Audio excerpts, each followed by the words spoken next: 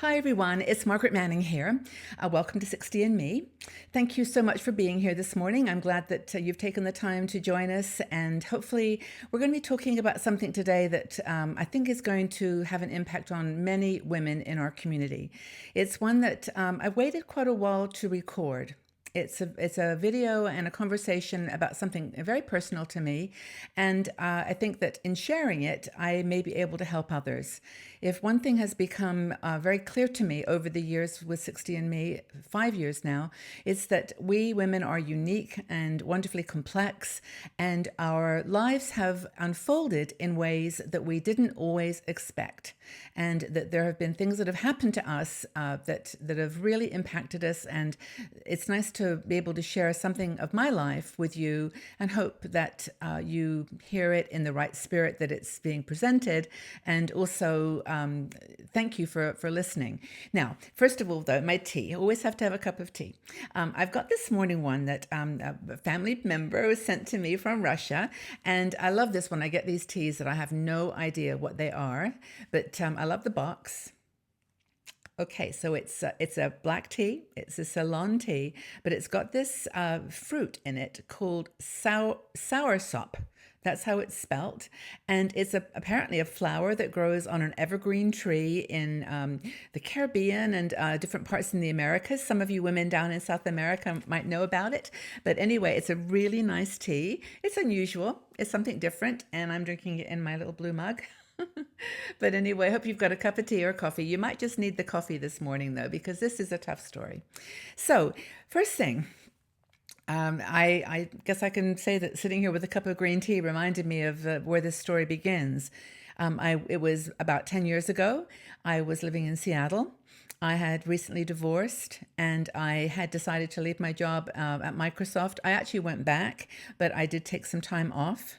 I lost my house in the Great Recession in 2008. I, like many people, had gotten in a little bit over the top with property and other expenses related to family and life, and there I was without a job, without a house, and very, very severely in debt. So, with no savings, I was forced to really reinvent myself and make a decision. I was either going to live in poverty, or I was going to try to do something that was going to lift me up from this situation. And I know from people that are going through this now, and I must admit, I'm not completely out of the woods myself.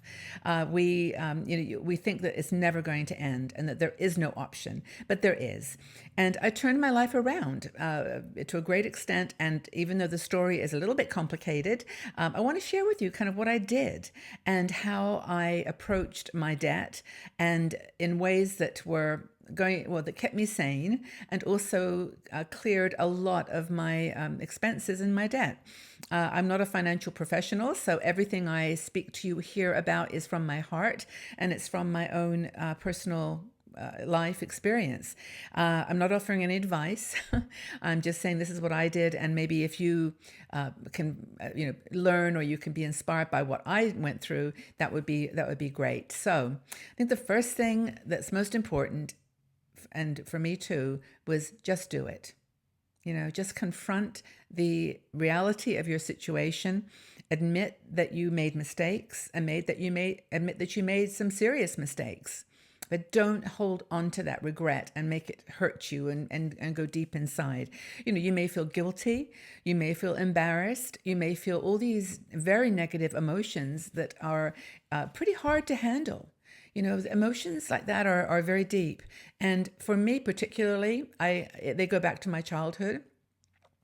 When I was a little girl, we didn't have a lot of money, or in fact, we had hardly any money. And there were so many memories around that lack of that really forced me to want more in my life, wanted to give my children more, wanted to have more positive experience. And it was actually, to be honest with you, the desire to do those things that created the problems.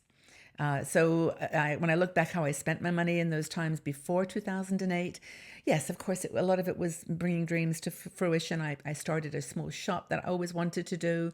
I did things that I loved, but I didn't think it through. That's the reality. So many decisions were totally my own, and I own it. But you've got to approach this now in a human way and try to balance the emotion with the reality and the practical steps that you take. So, when you, first of all, I think it's important to realize that with creditors, you're dealing with human beings. You've got to be honest about your situation with yourself first, and then you've got to present your case to your creditors and hope that you can achieve some balance, some perhaps reduction, some payment over time, things that are going to make your life just a little bit easier, because you know things are going to get better. They will. And so I think once you've been honest with yourself and try to write down everything that you owe and to who, that you then start making those calls. And I think that this is the tough one. Nobody wants to pick up the phone and talk to people, but you, if you can, should take the initiative. Don't wait for them to find you and start calling you every day. Try to get in front of it and call up with a script. Have a script that you write down yourself. And if you're talking on Skype or on a telephone, they're not going to see your face, so you can read it. And I think just knowing what you want to say, making sure that you say it in a way that is human and not pushy and not aggressive, that will get you a long way. It did with me. Honestly, when I first started making these calls, I was so nervous, and I was, I was 62 years old, and, well, no, not that old. I was like 60, I guess. And it was just really frightening. And I this is what I said to them. Look, I've left my company 3 months ago. I've been laid off from my company 3 months ago. I've been looking for work. At my age, I'm finding it difficult. I have had some unexpected, you can say, medical expenses or unexpected family expenses, and I've used up all my savings.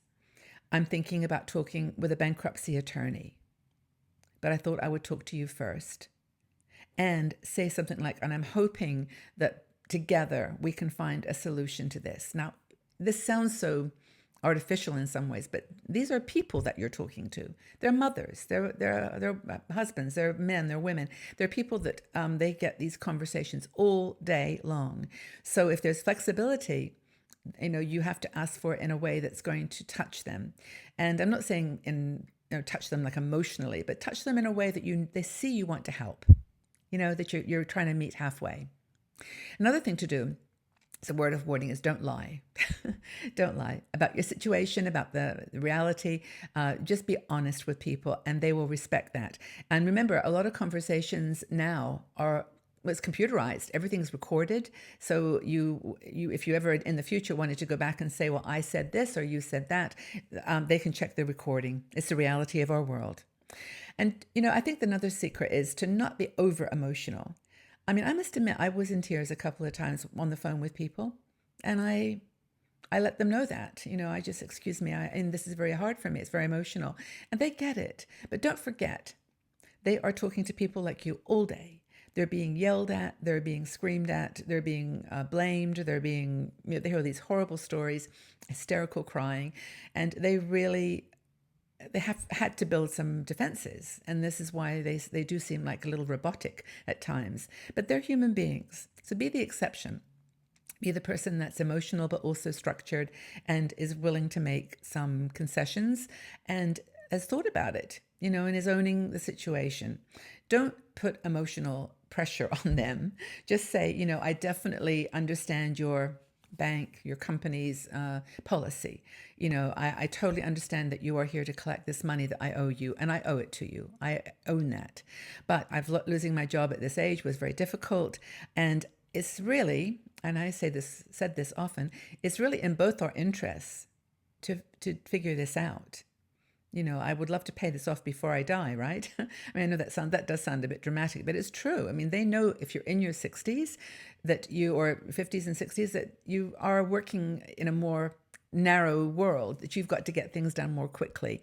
And I think you could say things like, if I could have your help in finding a solution to this, just using those words makes them feel like you're not trying to take, and you're prepared to give a little. Next piece of advice is to document everything.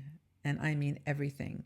Every conversation. If there's an agreement, They say, yes, we'll accept this payment over these years. Get it in writing.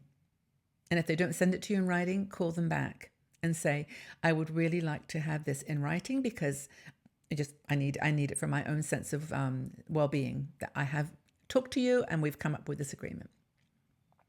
So that's important. And also make a list of questions that you're going to ask them, and make a list of questions that they ask you. Just be jotting this down as you go, but honestly, document everything. Another thing to do is not take no for an answer. I mean, this is at the beginning, they will obviously say, well, I'm sorry, we have no flexibility. And, you've got to borrow money from friends, or you've just got to make this work. And don't take that personally. This is a script that they are working to, and don't be discouraged. They see the world, as black and white, and you see it as shades of gray. And so you're asking for them for just to listen to your story and do the best you can. So don't give up. That's important. Another thing is, don't give up if the debt goes to collection. If it goes to collection, you've got a very tough journey ahead of you, because these people are working under even more pressure, and the process is painful. So if you can get to them before it goes to collections, that's a much better scenario. But if it does, again, don't wait for their call. Don't say, I'll just wait one more day. They've maybe lost track of me. They won't find me. They will. And that will be even worse, because they have automated processes to make your life very, very difficult. So try, if you can, to get to collections before they get to you. Pick up the phone, call them first, and use that script that I talked about earlier.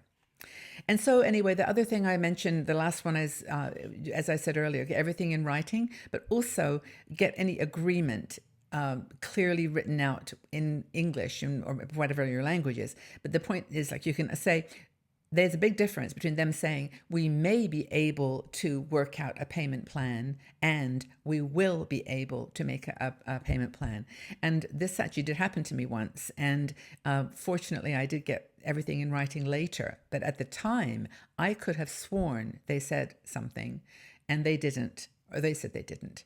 And maybe they did, and I was mistaken. Maybe they were, but I didn't have it in writing. So that's super important. Any agreement that you agree, get it in writing, because creditors, at the end of the day, creditors know that you have more limited time in your 50s and 60s than a young person that they can put a lot of pressure on. They know that they've got to work with you. And I must admit, I got some really fair negotiations and agreements because of that approach I took.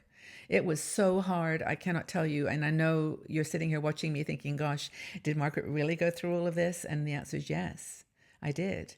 And it was super painful. But now I've turned my life around and, doing things I love. With 60andMe, I absolutely, I'm committed to making this a business that's going to help other women. That's one of the main reasons I started. But it's also one of the main reasons that I start and I ask for help with patreon.com, because this is our income generating engine. We have asked people to come and make a contribution to 60andMe, and a small $1, $3 a month.